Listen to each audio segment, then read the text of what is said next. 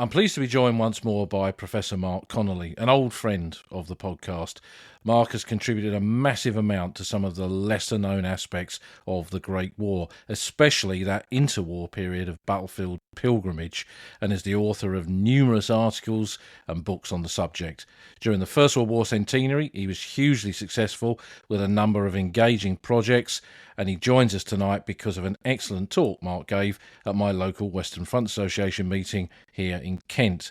Now, retired or semi-retired from the world of academia, Mark leads tours in the UK and on the battlefields of the Great War, and we'll put a link to that in the show notes. So welcome back, Mark. So much for asking me. It's great to be here on this, what has been a beautiful March day. Yeah, absolutely, yes. We're coming out the other side. The old front line is emerging in the spring, which is not a bad thing. So I went to the local WFA branch and heard your talk, and I was so kind of encapsulated by it, really, in terms of the subject matter and everything else, which really kind of ticks along with what we've often discovered really here and discussed rather here on the podcast. So in this chat, we're going to talk about chalk, Englishness and the Great War, which some people will say, what do you mean, chalk, Englishness and the Great War? It's very much a landscape subject, isn't it? Absolutely. Yeah. And well, as you know, all the people that you've led over the years, Paul, as we're always saying, aren't we? The way to understand those battlefields is to get the boots on and walk them. And even if you're someone who, shall we say, is purely interested in the military history, understanding every ripple and rise in that landscape is crucial to that. And yeah, the bit that I'm really interested in is the kind of cultural landscape that goes around it, and how I think important that was during the war, because it comes out of a particularly rich English pre-war understanding of landscape, and then gets carried out the other side of it into the 20s and 30s, and that fascinates me. Because, I mean, when I often talk about landscape on this podcast, people are just like you've said, are thinking it's kind of what we see today, it's how it shaped the conduct of battles and all that. But there's another element to this, which is the memory side of it and the identity connected to that memory of a past for that generation that went to war, and the memory of the landscape that they saw changed by the war. So I guess there were kind of inspirations for this in that decade or more before the Great War. Perhaps Yeah, even further absolutely. back.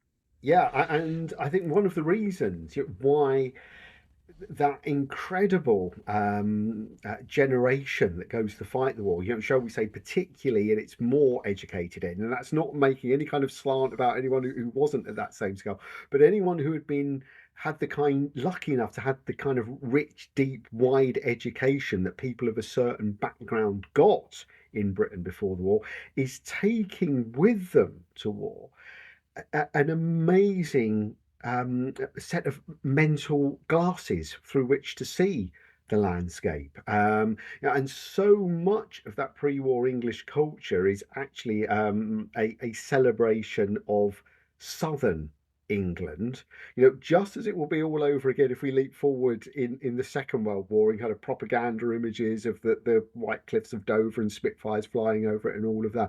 So that dominant view of what Southern England is means a huge amount to that generation that goes off to fight, particularly those who are going to be the junior officers, who are going to be the ones who write the poems on the whole, and send back the most beautiful letters and write the richest diaries.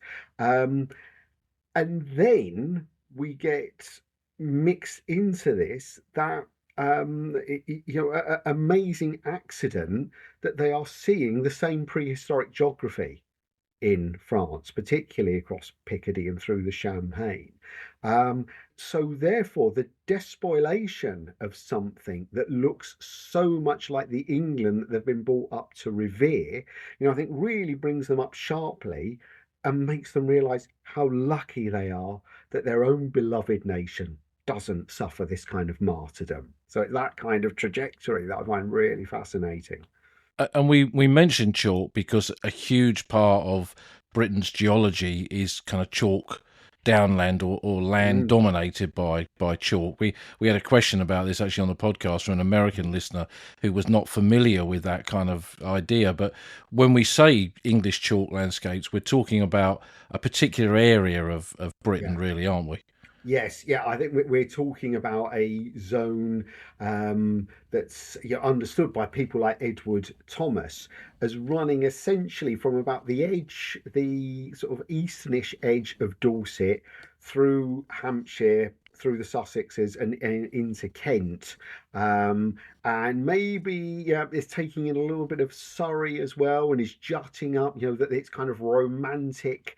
Um, Arch around the great conurbation of London takes you into the Chilterns. So it is very much that shall we say, that E.M. Forster kind of world, of Windy Corner, that where the Honeychurches live in a room with a view, and they are reading that as an absolute kind of shorthand for the essence of Englishness. And as you were just saying there, Paul, it's exactly the same thing that crops up the other side of the channel. It's part of that continuum. So for those guys who are going over that have taken notice of their Ian Forster, perhaps crucially also have read their A. Houseman, which so many of them have, who's the kind of poet of the terminal point of the chalk downland as it goes up that Severn Valley. That's its kind of end of the line stop. And I think, therefore, when they're going into a world that looks so similar and spiritually seems so similar, because Houseman's poetry is all about the deaths of young men, um, it's almost as if their culture, has set them up for this moment. So it's no wonder that they can rhapsodize about what they see in France so eloquently. And this generation, this educated generation that went to war, was a generation that spent probably a bit more time outside, didn't it? In those years before Yeah. the First World War, there's a growth in connection to nature today, but they definitely kind of had it in that golden age of Edwardian Britain. Absolutely. Yeah, we're talking about exactly the same period in which the national trust is beginning to mature, and that whole sense of the Britain of the urban conurbation might have been the thing that has made the nation powerful and rich, but to a certain extent, it's a perversion of nature, and the real heart of things is outside.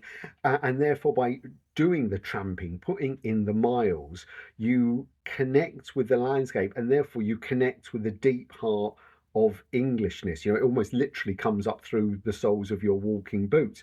And of course, we're also seeing that in things like, another great veteran of the Great War, Vaughan Williams, this great folk song collector before the war, and how does he do it? He tramps the villages of southern England. That's where the folk carols are coming from. The inspiration of all his music is out of this. And of course, yeah, when he is the other side of the channel, it strikes me as no coincidence that his pastoral symphony, which a lot of people think is all about the English landscape, of course, you listen to that, it's the French landscape and the experience of war. The whole thing is sharpened. In some ways, Vaughan Williams learns to be an Englishman for having served in France in the First World War. And pre-war, as you said, there was this kind of idolization of landscape, this southern landscape of chalk, of downland, Mm. which was influenced heavily by quite a few writers, wasn't it, in that period before the Great War? Absolutely. You've already mentioned Edward Thomas, for example. Yeah. I think Thomas and the South Country, is absolutely crucial to this, and it kind of also shows how that Englishness was, to use a kind of a modern term, was deeply inclusive. There's this man, we can tell by his surname, he's aware of his kind of Celtic background. He's also a Londoner, essentially. He lives a lot of his time in South London.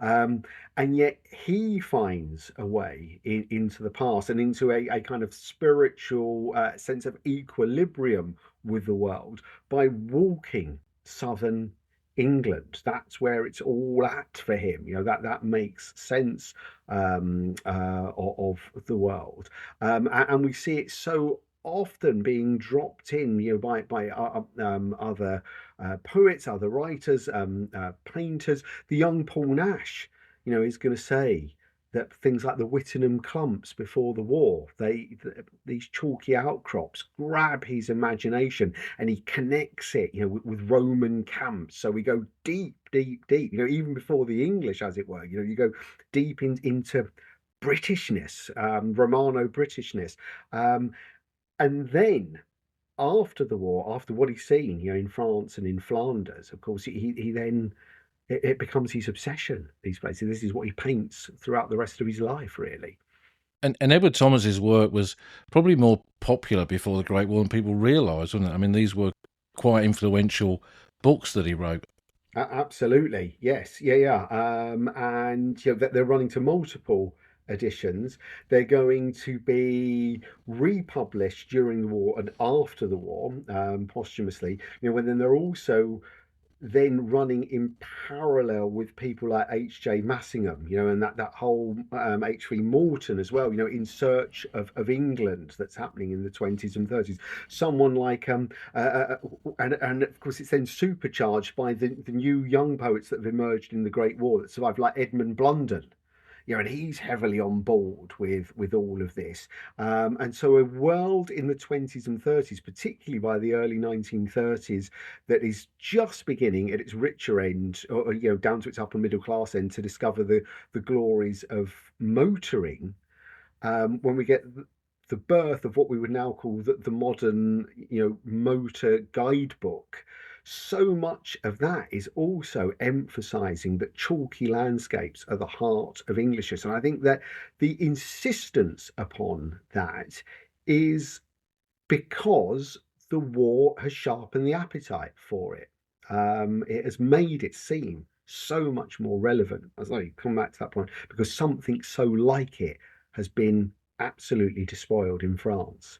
And the kind of books, I mean, I kind of think of these officers, walking up to the recruiting office with Edward Thomas in one pocket and probably Thomas Hardy in the other. I mean, this is another kind of layer to it as Absolutely. well, isn't it? Yes, yeah, I think that. Well, Siegfried Sassoon, of course, is an almost uncritical admirer, isn't he, of Hardy? And as soon as he gets any kind of reputation and builds up that relationship with Hardy, he's so often down at Max Gate. And yeah, and when you think those novels, which are essentially about kind of innocent young women dying early, but once again, we're back to this thing, aren't we, of tragedy happening to the young. It's all there in that pre-war English culture, and it's all happening in these southern landscapes where chalky escarpments are everything. Where summer is about rolling fields of wheat and barley, and they're not. Sometimes they're very open about the hardships of the bucolic life. It ain't much fun being an agricultural labourer, but they're still saying that there's a kind of honesty to it, which perhaps has been lost in the mess of industrialized life. And then when you have industrialized slaughter, created by great industry, I think the siren call of something that seems pure and ancient, and completely and utterly kind of caught in an aspect and hasn't had modernity ruin it, makes it seem all the more precious. And I think as well, I mean, you mentioned it before, music is a big part of this as well, the kind of depiction of landscape through classical music of that period, which was kind of top of the pops of the day, really. I mean, again, that would have been very much on the mind of those going to war in 1914. Yes, absolutely. And someone like George Butterworth, of course, whose settings of Houseman are so powerful. Ivor Gurney is doing the same. You might say Ivor Gurney is the kind of slightly younger version of A. Houseman, and he's right on that Severn sort of river inspiration. And of course, he calls his collection of poems, doesn't he, from Severn and Somme. The two rivers come together, not just in alliteration. These are the same kinds of landscape. Yeah, so that their whole way of dealing with Houseman, of thinking about folk music, and you think of someone like Butterworth writing on the banks of Green Willow. I'm sure, Paul, you're like me. You go down to the banks, the swampy banks of the Onk. Think this is the banks of Green Willow. down here. This is where it could be found as well. This isn't just some tributary of the Test or something like that in Hampshire. It's here in France that this guy hears that. And I think that's what powers it on and makes it so that kind of English pastoral school of music so important in the 20s and 30s. And for me, it's no coincidence that the very first thing that Vaughan Williams does on demobilisation, when he thinks to himself, I'm going to get back down to some serious work here, what does he drag out of his desk drawer but the Lark Ascending? And he makes his final revisions to that. And as we know, if you really, really, really want to hear larks, or just sit in a cemetery on the Somme for half an hour, and that's where you're going to get larks ascending. Absolutely. So this kind of whole culture of identity and the connection to landscape is built up in those decades before the First World War, giving that generation, I guess, particularly the educated generation, something to fight for. And then they go to France. And as you said, that same chalk landscape goes under the channel and emerges on the other side. What did they think about that? What did it make them Well, we see it, don't we, ponder in on? diaries and letters where so many of them say, "Oh my goodness," if they ask someone, it's like home. Or if they're from slightly further afield, but they've done some training at Salisbury on Salisbury Plain, it's exactly like we were in those tents. That they're actually saying this again and again and again, how like home it is, or how similar it is to some of their training areas. Of course, in its own way, it is quite exclusive, because I think it is also saying to guys from Northern England and the rest of Britain, unless you're prepared, unless you can accept this, into your hearts and souls as well, you're going to find this all a bit weird and strange, because we are imposing a Southern English vision on you. And I think that's what Maddox Ford picks up on in the Parade's End novels, where he, as a good Yorkshireman, and his character, Mark Titchens, who is a good Yorkshireman as well, says, well, it's no wonder all these soldiers are fed up in places like Salisbury Plain, and then when they go over to France, because you coop them all up in these chalk downlands, all these little deep sunken roads. It's nothing like home for them, and yet you're constantly telling them that they've got to find something absolutely spellbinding in it. And so he's one who kind of breaks it. He's the exception that proves the rule, that it doesn't work for all. But it is clearly a dominant image, and I think sits then alongside that vision that had come out from the early 19th century in the Romantic movement of the ruggedness of the North, particularly the Northwest, the whole obsession with the Lake Districts. Southern England is the kind of soft flip side of that coin, and therefore, of course, makes it all the more vulnerable if you're going to fire on it. If you're going to smash it up with artillery, as happens to the French version of it. It's that gentleness that makes it so important. And I mean, I guess that kind of, I guess if you're trying to tell an entire nation what you're fighting for, and you're just depicting one part of the country, like you said, people will kind of push back on that to a degree. But it's amazing how strong that identity connected to chalk landscape is in the propaganda of the period. Absolutely, and I think it also links into a pre-war strand, which we might say is navalist. Because the navy had been so lionized, and of course the navy is then intimately connected, with that great phrase of Jackie Fisher about the keys that lock up the world, and they're all in the British pocket. And of course, key number one is Dover. And I think everyone accepts that Dover is not just the gateway to sort of southern England and London, it is the gateway to the whole of Britain. And Britain, of course, is the gateway to the empire. So if you accept that the seminal significance of Dover, then ipso facto, you're dragged in to being a lover of chalk landscape. And that then, big as we know, as they will serve in the Second World War as well, and arguably still to this day, an icon of what it is, not just to be English, but to be British, because it starts here. This is the front doorstep. So yeah, I think that pre-war image of Britain as a global maritime power, which has a global Britannic family, actually, means that it's funneled through an image of southern England and one particular port in a very, very specific kind of landscape, and a very characteristic or idiosyncratic one. Dover Harbour surrounded by these great chalk cliffs. Here is the nation, and in a world, in which in the 1880s, 1890s is still playing around with the wonder that is meant to be splendid isolation. It is, of course, the reminder that a little Corsican corporal wanted a leap over here as well once upon a time, and he couldn't manage this either. So, this sense of the distinctiveness of Britain, I think, is then wrapped up in a particular corner of southeast England.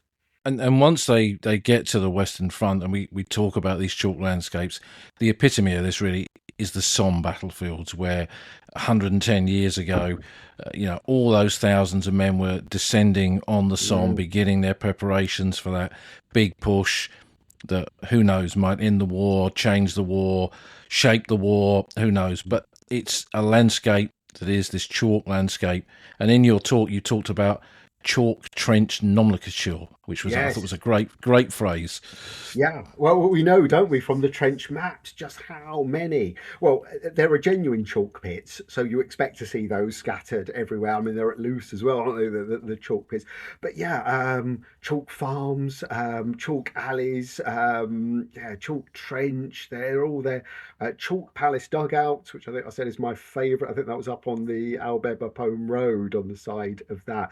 So the number of times, just flick through the gazetteer that is Rat's Alley, Chassot's book, and see, just look at the number of times chalk comes up. And then, seeing as we've been talking about Edward Thomas, that other great London Welshman, David Jones, in the wonder that is, in parenthesis, how often he will come back to flinging chalk around in that poem, and that's his memory of the Somme landscape, is chalkiness, and chalky whiteness. I think then it is at the heart of it, thanks to that, the incredible contrast that chalky whiteness makes, particularly in war, which is about mud and blood, and there is something which is the purity of white, is the purity of bone, and it gets the filth of war flung all over it. So it's no wonder it's so important to them. And as you say, I think that the Somme is the quintessence of all of that. And chalk becomes their life there, doesn't it? Because they're digging through chalk, they're covering themselves in chalk. As the weather improves in that spring through to the early summer of 1916, the landscape is bright white, in this, as you've said, in this kind of innocence of whiteness, with forever in the distance the rumble of artillery and the approaching of everything that's coming. I guess these are, for an educated generation of young officers, they're not going to fail to see some of these things, are they, really? No, absolutely not. And then I think for a mass audience, you kind of get glimpses of it in the Somme film, don't you? Particularly like the little bits where they're just behind the lines and you can see the women doing the work in the field. So there we are, we're getting that nice thing of vision of the purity of rural France, with the work now being done by the women, as if women hadn't always been agricultural labourers. But so often, that the camera, and particularly those nature of, a pre-colour, a black and white camera, is picking up chalky whiteness so strongly, and there it is in that vision, for the mass entertainment and mass education vehicle that is the cinema. I think it's so important in the Somme film, the number of times you see that contrast of chalk, that it's there continually. And then I think for the educated, but as well those who have been through the elementary school system, with the amount of poems that they're forced to learn by rote, and I think Jones picks up on some of that. This is also the world that all of them will know that Henry V is meant to have come. And it doesn't, as we know, get more Englishy and White Cliffs of Dovery than Henry V. And that idea that they are therefore stepping in the footsteps of an English army, but an English army that also had its Celtic elements in it, in Fluellen and all the rest of it. And of course, all you have to do is that slight double consciousness thing of forgetting about the fact that it's the French that are the enemy. But otherwise, it's the way of English history. It's what Edward Thomas says, and all roads lead to France. They really do. I was going to say the kind of the Somme, as you mentioned in your talk, becomes the new South Country. Though I mean that Mm. his description of what that was and defining it and walking it and writing about it, the Mm. Somme becomes that new South Country for those who were of a similar mind. Absolutely. And you think, what is it? It's up by the Bois Francais, isn't it? Where Sassoon is watching the battle. In his diaries, it is so similar to the way he describes pre-war Kent, in his hunting days, either in the autumn or when he's going out to play cricket in the summer.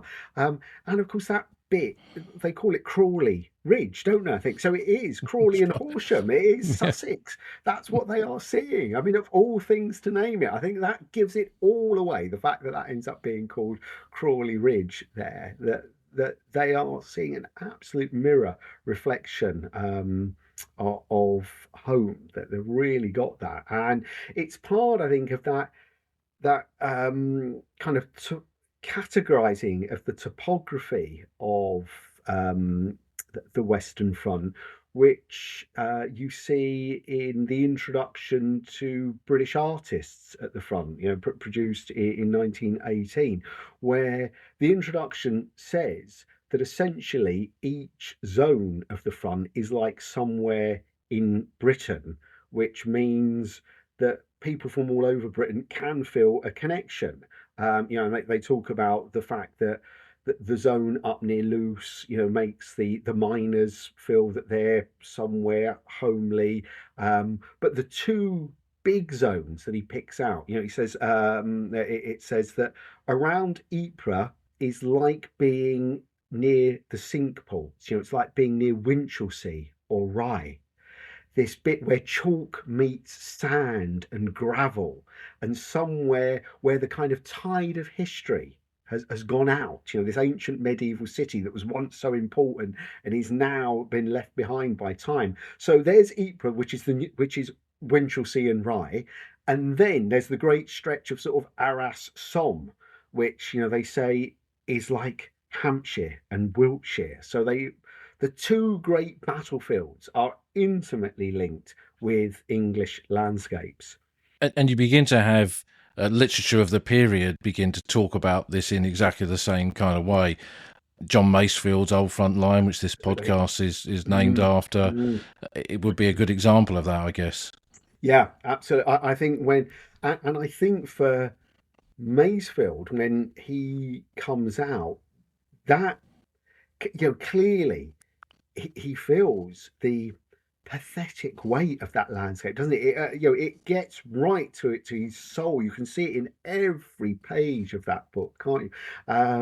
And I think he came out, didn't he, with like a list of graves to visit that people had asked him to look at. So he's like coming at it in this really highly attuned emotional state. Yeah, and then crashes in to the unexpectedly expected, as it were, or the expectedly unexpected. It is exactly like home, and I think that comes through every single page of that.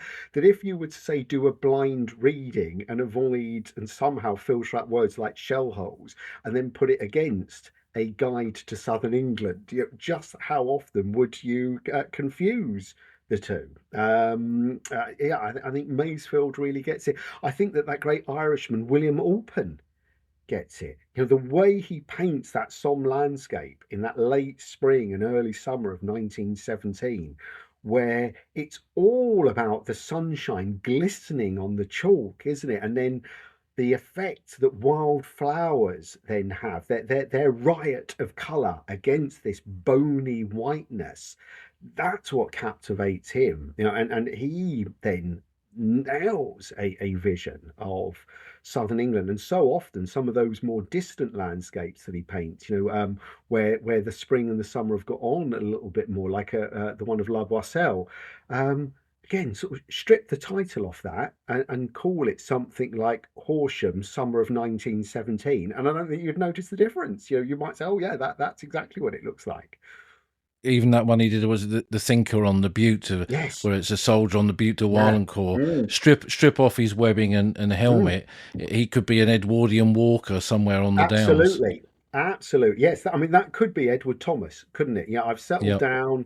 I've got my pint of Charrington's bitter here in my flask. I'm going to have that with a good hunk of southern cheese and a cob loaf. And yeah, and exactly then, funnily enough, what the breweries will also play upon in the 20s and 30s. The number of Whitbread and Charrington ads there are, of guys in silhouette knocking back a great pint glass whilst leaning on a 5-barred gate, which is obviously meant to be somewhere in southern England.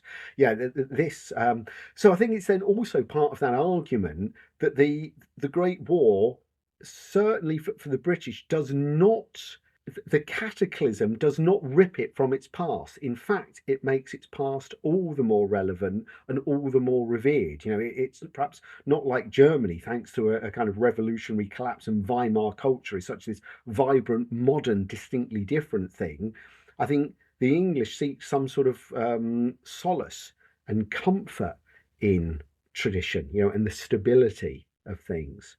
I guess in a changing world, the past, can look more appealing because you know where you are with the past. It's a Yeah. familiar thing, whether it's people, landscape, whatever. And I guess that's all an element of it. Yes, yeah, and I think it then continually comes back to this thing, this sense of gratitude that what happened to something so similar to England, that was the fate that we were saved from, and therefore it becomes kind of reinforcing about the moral of the war. We did the right things. We sacrificed ourselves because this most beautiful part of our nation could have looked like those devastated villages, those devastated landscapes in France. So the power of the similarity, I think, or it's also then a reinforcement in the 20s and 30s of the righteousness of the moral of the war. It's kind of going round in a symbiotic circle the whole time. And the Americans kind of talk about, particularly in the Second World War, this idea of why we fight. And I guess Mm. if you are so connected to a landscape back home and you're seeing a similar landscape being torn apart by modern industrial warfare, it's going to even more define why you fight to stop that from Absolutely. happening back in your own Yes. country. Yeah, yeah, yeah, yeah. And then I think it then means, for things like the Royal Sussex Regiment, admittedly it's on that kind of northern cusp of all of this kind of landscape, but like the Boar's Head there, like that whole image of like the shepherds of the Downs being slaughtered almost like sheep themselves, in this landscape. Only they're not sheep, are they? They can't be, because sheep have no agency. These are like young Davids who go out to save the rest of the flock. So that whole kind of, yeah, biblical sense, and also that sense, as we know, that's so strong in kind of British culture, is that Englishness and a certain kind of view of the Protestant religion and faith, and obviously God is an Englishman. Clearly, he is. That's the vision that's powering it all on. So yeah, the sacrificing, and the laying of blood across a chalky landscape is what I think is crucial to that understanding. I mean, Blunden says of the Boar's Head, so ended the youth and maturity of many a Sussex worthy. And I Yes. mean, that's a phrase that you could lift right out of Victorian Britain, really, isn't it? Absolutely, yeah, yeah, and that sense that, particularly if you come from a certain class of society, you might get all sorts of privileges, but when the moment comes, you pay for that by delivering with your lives firstest and mostest, and that is an unchallengeable destiny. That is in the kind of birthright, and you might not like it, but you cannot shy away from it. And I think so then it also becomes, these landscapes become entwined with that myth, and we know it's a myth, but it's a potent one, of the idea of the death of a sublime generation. that one that John Buchan is going to say, what is it in these for remembrance? They were blessed with every gift but one, length of years. And that's the payoff for the attributes they have.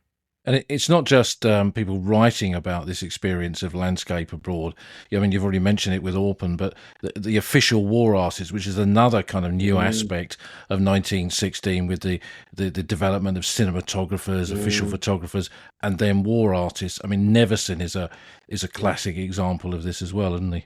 Absolutely, yes. Neverton, the Nash brothers, the way they are capturing this landscape, the way they are then constantly capturing the idea of it being rolling. Even when it's smashed up, you don't get rid of valleys and rises, and that you don't get rid once you're at the highest peak of long horizons. They are there, and of course, particularly for someone like Nash, who's got this sense, just as Blunden has, of the spiritual significance of trees. That and we can obviously we'll see all this in Tolkien and C.S. Lewis as well. That trees, because they can be skeletal, they can be body like in the landscape. They are somehow suckers in of ghosts and spirits. And so when the tree gets knocked about, and becomes like a damaged skeleton, it becomes a revenant haunting the landscape forever, just as those men in Houseman poems, that they die too young, and therefore they never quit the landscape. They're always there, and all you have to do is stand still long enough, let the ears and the eyes attune, and you will pick them up. So I think that thing of the sentinel tree in the Nash paintings in particular, it's really important. And Nevinson, who that wonderful painting, the one from Arras to Bapaume, it's that kind of run of crest after crest, and the chalk road, cutting through the middle of it, this great white way that cuts through the middle of it. That this landscape is absolutely essential to them. And then, as we were saying earlier, I don't. Paul Nash is never ever going to escape it. And then that younger generation of artists, some of whom were going to be Second World War artists, like Eric Revilius, are picking up on it in the 1930s. Well, before we get to Revilius, there's one other little thing I wanted to kind of mention or ask you about. Was a book that I've seen over the years and I've kind of discarded, but until I heard your talk, I thought I made a mistake there. And that's England in France. And I Oh didn't yeah. really realise the significance of that. And I don't know if you'd like to say a bit more about it.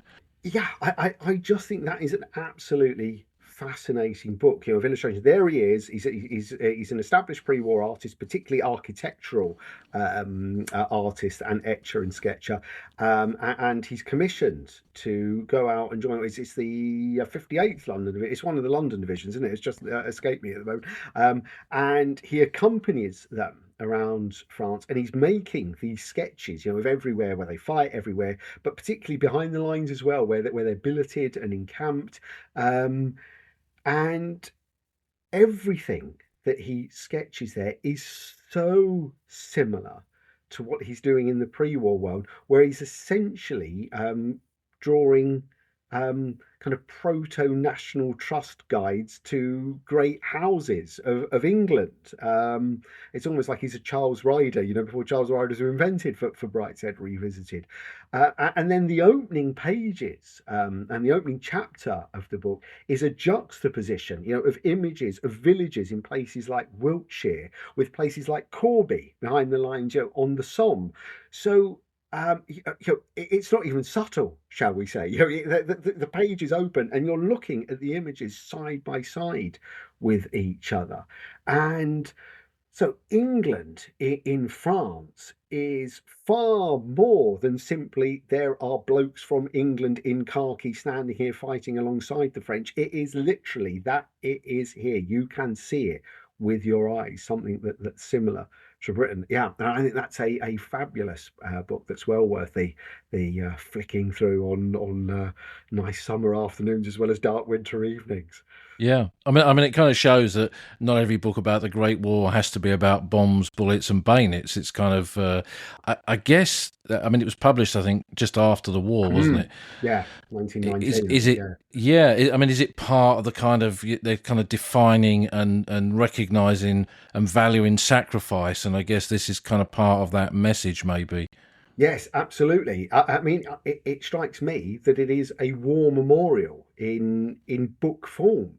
Just as Mottram is going to call his Spanish Farm trilogy, essentially a war memorial in literary form, and I think that's what you get there, and in that one.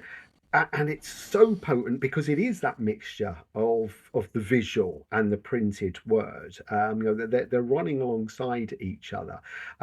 It, just a moment as well, when you get a Land Settlement Act in England, don't you, in 1919, where marginal land, particularly in the south, can be compulsorily purchased via county councils, and then dished out in little small holdings to veterans. And I'm sure part of that is meant to create political stability in Britain. If you get a soldier who might have been radicalized, might even be thinking of going communist, if you take him out of all of that and make him a rural smallholder and he's perhaps just by himself with his wife and kids, then you really bed him in a conservative with a small c tradition. But to think, we've got that act passed, so you're getting a whole group of new farmer settlers on bits of marginal land. So, where I'm kind of living now was one of them. Here, Kent is dotted with these Land Settlement Act small holdings.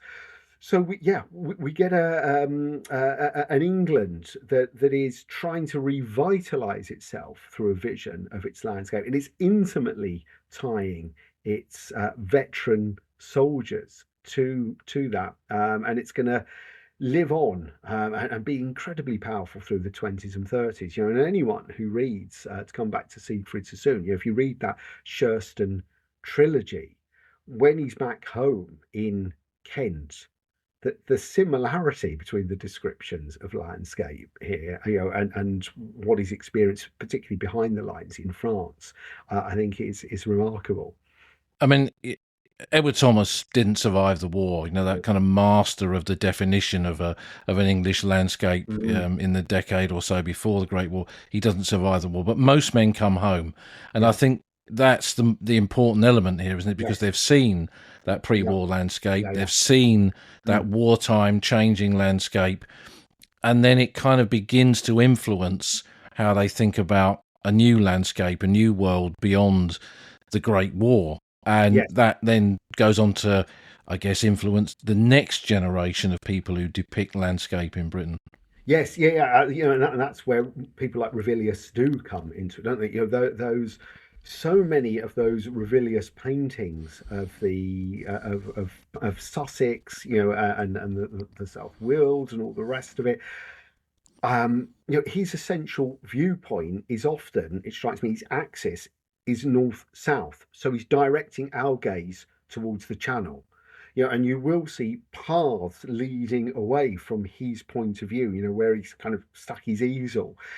And it strikes me that there is such a deliberate symbolism there. This isn't happening by accident. He's saying these are the roads that are still leading to France, and this geography will come up the other side of that blueness there and you'll hit it all over again. So the war that I was too young for, he's obviously, just as they all were in the 20s and 30s, it's the wallpaper of their life. And there it is in his painting in the 1930s.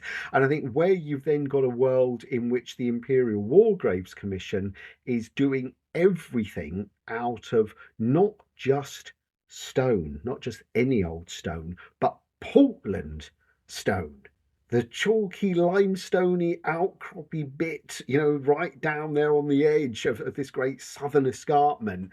And that's the bit that's going to France to make these cemeteries. So yeah, the symbiotic link becomes even stronger through the architectural vision and the horticultural vision of the Imperial War Graves Commission. I mean, you described it in your talk as Imperial War Graves Commission ley lines on the Yes. battlefield, which I thought was great. Well, yeah, yes, because I've got this theory, and it's very much a theory because I can't prove anything conclusively. But my sort of gut instinct on all of this is that someone like Alfred Watkin, and that great thesis that he has about things connected by ley lines, and then it's all about sight lines, and you go to a certain hill where you know that there was an ancient settlement, and if you stand on it, you'll see that it's a perfect trigonometric point, and then you can look across the landscape and you'll see all its secrets, of what were places of ancient trade and ancient worship and all the rest of it, and it's all opened up by standing, say, at certain points in the landscape. I think that's a set of eyes that has been trained by 4 years of looking at maps about the lines, trench lines moving, sometimes infinitesimally, on newspaper covers. There is a way of thinking at lines as a way of thinking about the landscape. I can't see being born in anyone's head unless you spent 4 years being literally, almost literally bombarded with that kind of imagery. And obviously, at the heart of the ley line thesis is a study of southern England as well. I mean, in your talk, you used Redan Ridge as a kind of an example of the Mm, kind of ley lines where you can stand yes. on the opposite ridge on Hawthorne Mm, and see those kind of the cemeteries yeah. take that shape on the landscape almost. Yes. Yeah. Yeah. And I think that's the particularly, and I think that's where it's that driving vision of the commission to mark the battlefields, and that obsession they had with retaining battlefield cemeteries is it is made so much clearer, I think, on the Somme landscape than virtually any of the other battlefields. Yeah, and I think that's its epitome, that bit where you stand there on the Hawthorne Ridge, looking down to Beaumont Hamel Cemetery and then up over the Redan Ridge, where you get this kind of almost like domino rally of crosses. The one knocks onto the other, and there you have a ley line of the modern world of battle, of the way this great battle unfolded in 1916, and the commission are marking it for all time. That this is that their name will live forevermore, and people will come here, as Winston Churchill said, and ask what a great empire did. And that vision of the landscape is so powerful there across that ridge, and of course it's done in that most subtle and beautiful of gentle southern English landscape ways, because none of those cemeteries are massive, are they? They're all tiny. And that's the power of it, that they are like tiny sheepfolds over the Wilden Hills, that have gathered in their little collection of the dead, and they're going to look after them forevermore. And that's what makes that vision powerful. Or modern substitutes for the clumps of trees on Mm, open downland, absolutely. Yeah. Yeah. And to think so often, those little cemeteries as well are going to have just one or two sentinel trees put into them to add to the verticality, so that the eye is taken to them. Yeah, and so that little thing of gentle sylvan-ness in the midst of all this is just so beautiful, and it turns the pain and the misery of war into something that's peaceful and restful, and it's therefore, a tribute to men who, as they would say, died in the most holy and righteous of causes. And I loved your description of Beaumont Hamel British Cemetery as a long barrow, and I'd never thought about that before, but it is exactly that. Yeah, yeah, and I think that revelation first hit me many years ago when I did come in high summer. Where the crop was high all around it, and it was, really heavy. And you could see that harvest could only be a day or two away, and yeah, you needed really to, because I was sort of coming at it from the other side of the Redan Ridge, from Sayre and dropping down and through the little path that comes round. And it's only at the last minute that you become aware of it. And it's then this little, the other thing is it like a buried ship in the landscape? there. I was a spit and coffin away from being Mackenzie Crook in Detectorists. There is this great archaeological find, and that amazing thing that Cowdershaw does. That lovely axis straight through the gate to the Cross of Sacrifice. Yeah. So as you heard that night in the talk, Paul, my little fantasy is to wait until I find the right day on the year where the sun catches it perfectly, because I'm sure there is meant to be some shadow effect like on the Great Barrows, that the light is meant to shine in a particular way on a particular day. And I really do hope it's summer solstice day. I've got to be there on that day one year to see what happens. Well, there's a challenge. There's a challenge.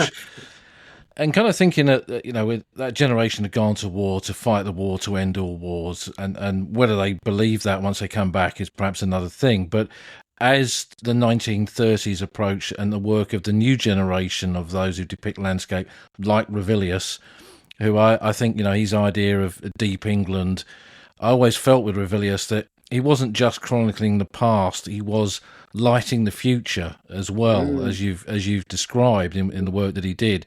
But I guess this had a massive influence on British identity, all of this as a new war approached. Oh yeah, I think so. And those famous Frank Newbold posters, produced for the Army Bureau of Current Affairs, which are so famous, the Your Britain, fight for it now. When you think what misnomers they are, aren't they? Because all of them are visions of southern England. What it's the Downs, Alfriston Fair, Salisbury Cathedral. What's the last one? Is it the Cliffs? And there's a sort of shepherd walking across it. So we're back to that idea that the quintessence of four of a multiplicity of nations is summed up by a fairly small chunk of its extreme southeastern edge. But once again, I think what really probably propels it to acceptance is flirting with disaster in 1940. To have the enemy so close, and therefore, once again, Dover really to be seen like the door that's been slammed shut in the face of a nasty potential invader, focuses the image on the South and the Chalk Downs. And that lives throughout the war, particularly as we know with the lionisation of the Spitfire and the Hurricane, because it strikes me the Spitfire and the Hurricane get a lot of their cultural currency by being their duck egg blue, under painting is contrasting against the white cliffs of Dover and the greeny blue seas of the Channel. And then that's the image which goes on into the 50s and 60s. That's the one that even when they're making black and white films, like Angels 1-5, Reach for the Sky, you can tell that that's what it's England on a summer afternoon. And then I suppose it comes into someone like me, and me growing up in the 1970s, and someone where Airfix has reached its maturity, and that great box artist illustrator that had, Roy Cross. A Spitfire isn't a Spitfire to me unless it's flying over the White Cliffs of Dover. I'm not really interested in Spitfires accompanying like the circus things, or even really doing their bit after D-Day. A Spitfire is 1940 and the chalky downland, perhaps the White Cliffs of Dover, perhaps Dover Castle somewhere there. That is it at its essence, and I think that is still so important, and it's for someone who lives in East Kent and quite near Faversham, that's Spitfire beer as well, isn't it? That's all part of what is still vibrant in our society today. Absolutely. I think I was going to say going beyond the two world wars, I guess chalk and its connection to the landscape of war, it has really helped forged our understanding of these battles and battlefields of particularly the First World War, and I guess it has something it's something that continues to do that today. Yes, yeah, absolutely, and I think the power of that landscape, and yes, I think there is. It probably will mean something more quickly if you are Southern English, because you just notice it much more quickly. But the way in which the Southern English version of this as a landscape has gone so deeply into our culture means that everyone has got a little bit of it inside them. So when they do go, particularly I think to that Somme Arras front, and it does seem so familiar, and it I mean, you can almost expect to see something like a village pub as you come down from Lonsdale Cemetery, and you're dropping into Otway, and it's the old. I remember it was it's like you must do, Paul. What was it? The Rendezvous with Pêcheur? Was it that little That's bar right, right yeah. down on the river there? That you half expect to see an English pub sign there, and it could be the Jolly Fisherman or something. And so I think there is an essential Englishness that can be seen and be detected by anyone that takes that time just to walk around a little bit and imbibe that landscape. And that landscape of the past as it meets the landscape of the present. I mean, landscape changes all the time, Mm. but those pathways, those ley lines, are such an important part of it that I think they'll continue to define future visitors' experience to these places. Yes, and I think in your own work, Paul, your walks on the Somme, you are setting out ley line passages in all of that, and yeah, and just tramping in those footsteps. It's something, isn't it? And I think we also see this in Macfarlane's work, don't we? Like the Old Wage, where he says pathways are consensual. Unless people tread them, they disappear. So they are vital. They live, and sometimes they can die. But once people find a way through a landscape, find a pathway, and your great book, which gave people so many ways of navigating that Somme landscape, and others as well. But I sort of particularly think of your work on the Somme. That yeah, it leads us back to that sense that landscape, memory, who we are, where we've come from, where we're going, are intimately connected to walking and immersing ourselves in landscapes. And with that thought, I think there's no better kind of call to action from a podcast like this than to help inspire people to walk that ground themselves and see those ley lines, experience that chalk, and then tell us about it once you've been there. Absolutely, that'd be fantastic. So thank you, Mark. I mean, as Pleasure. always, I could talk to you all night about these things, but it's a fascinating element of the Great War. I was so taken with your talk because landscape is just such an important element of our understanding of this, and one that I think has been overlooked by historians, I think, in the past, and needs to change. Absolutely. Yes. Yeah. There we go. There's a manifesto for change there, and then We need those in these challenging times. Thanks, Mark. Thanks for joining us. Thank you. Bye bye.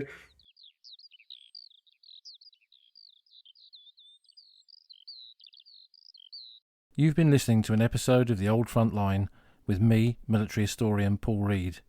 You can follow me on Twitter at Somcorps.